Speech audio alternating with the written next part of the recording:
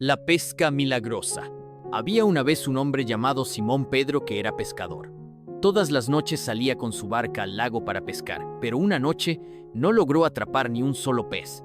Al amanecer, regresó cansado y triste a la orilla. Mientras lavaba sus redes, vio a Jesús, un hombre muy especial que enseñaba cosas maravillosas sobre el amor de Dios. La gente quería escuchar a Jesús, pero había tanta gente que no podían verlo.